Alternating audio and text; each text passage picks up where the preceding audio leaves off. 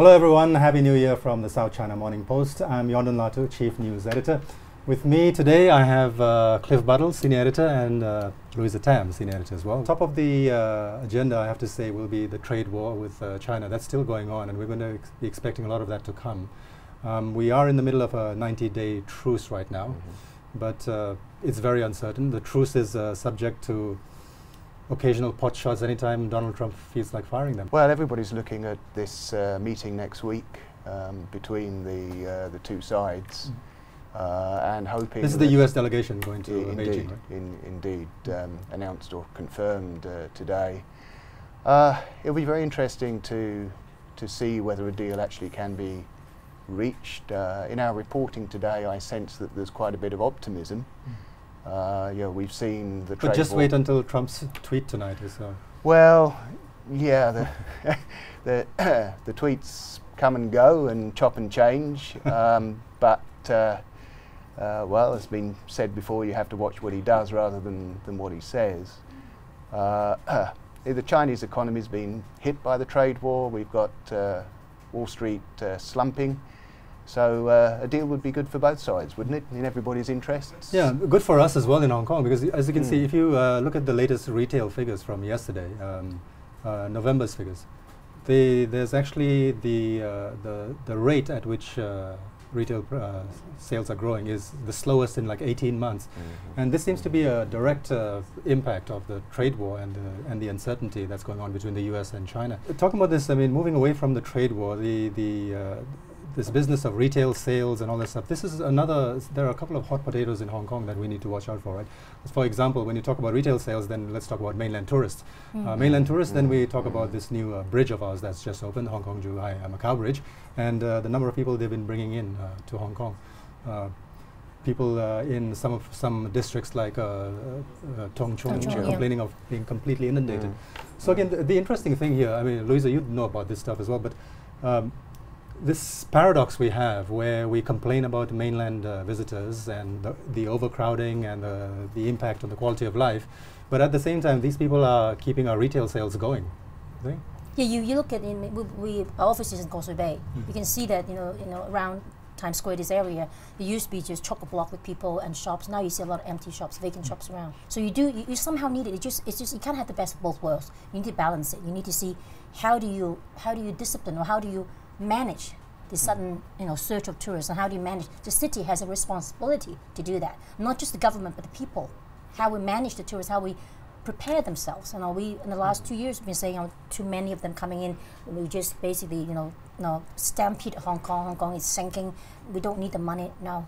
What happened? But shouldn't we have been better prepared with the bridge? We should have been. It seemed to take everybody by surprise. Yeah, I mean, we're supposed to. The bridge opens, people charge across the bridge straight into Tung Chung to go shopping. I understand it was chaos there. You basically have the infrastructure, but the bottleneck is so narrow. Everybody just like coming through, squeezing past, and then in the end, when you squeeze past, there's no space for them. Yeah. That's the same problem. You have the facilities, but you don't have the receiving, the landing pad for them. It's crazy. You're right about they should have foreseen this, because the entire hype about this new bridge was the amount of people it would bring from the mainland, the cross-border flow, right? So this is part of the cross-border flow, these one-day tours. But they should know. I mean, now I think Tung Chung is not so busy now, right? It's just suddenly. Do you remember about when the new airport opened in '98? There was so many tourists, little tours going to the airport, looking at the sightseeing at the Chek Lap Kok used to call Chek Lap Kok Airport, and you got that every day. There are more people touring the airports than people actually using the airport. So they should have foreseen that. It was like 1998. So you think it's sort of a tourist attraction element? This is not sort of parallel traders coming across? And I think most of a lot of tourists. Talking about that, I mean, these are the contentious issues this year that Hong Kong is going to have to face related to the mainland. So one is the national anthem law, right? That's coming soon. Yeah, that's going to be an interesting one. I mean, this is a law which requires people to respect the Chinese national anthem when it's played in public. It's going to be very interesting to see what form that law takes, because it's all very well to talk about, well, you've got to respect the national anthem, you mustn't boo at a football match when the national anthem is played, but the devil's going to be in the detail. I mean, a law of this kind has to be very clear. We have to understand what is allowed, what is not allowed. do you have to stand up? What if you forget to stand up? What if you get the words wrong? These things are going to have to be spelled out in the law. Yes, right. The devil will be in the details. Let me segue into something else here, which is kind of political as well, because it has been so heavily politicized. But this is something more up your alley, Luisa, the massive Lhatoo reclamation that they're going to do, right? We're talking about building, a massive metropolis off Lhatoo Island. There are a lot of environmental concerns about it, but do environmental concerns override the pressing need to house all these people who don't have any roof over their heads in Hong Kong? But the whole problem is it's exactly like, people say there's not enough food in the world. It's all about distribution. Same here. There's not enough land in Hong Kong. It's all about distribution, how you allocate land. We have land everywhere. You should have rezoned some of the land. And people talk about what happened to the country park, There are certain areas. Oh, country park is untouchable because people just have a psychological block when it comes to country park. Must be protected. Even though it's unused, some of it on the fringes actually could be used. You could argue about that, but country park is a taboo subject here. But the Lhatoo reclamation is even a bigger, more massive, damaging effect or after effect when you reclaim the land and the environment, the marine environment, is even a big impact, negative impact on the environment. It does. It's all about distribution. Exactly like food. You just don't know how to distribute land, to allocate land.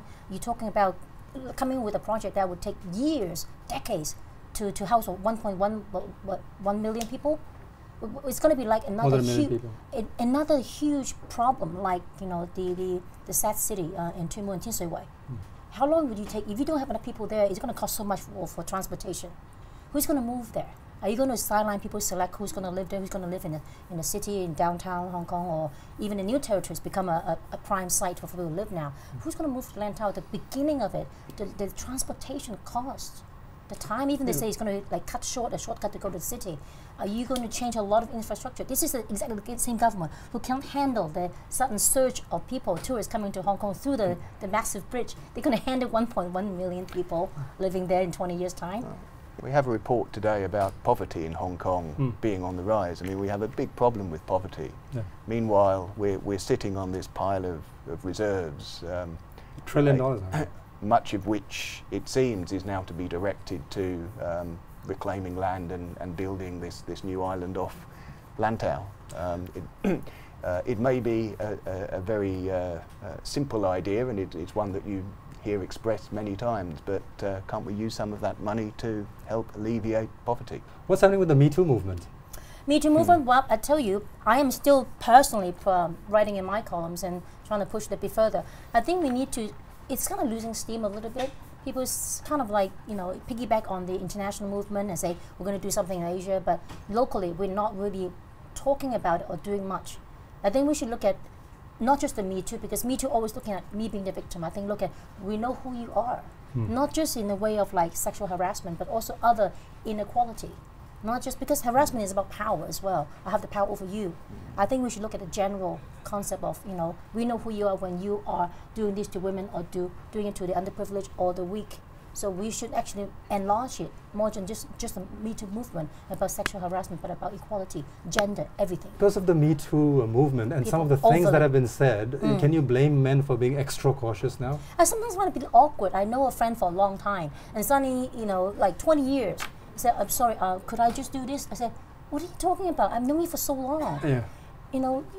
I know when the boundary has been crossed and I've been, somehow offended or violated in a way. I know it. You don't have to say this to me. I know, but they are being overly cautious because of other people. They don't know how they're going to react to certain things. Even you talk to me sometimes that, I make a funny joke, maybe a little bit sex, related joke. I say, it's okay. I talk about that sometimes. But the Me Too movement can be reversed too. I could be harassing a man.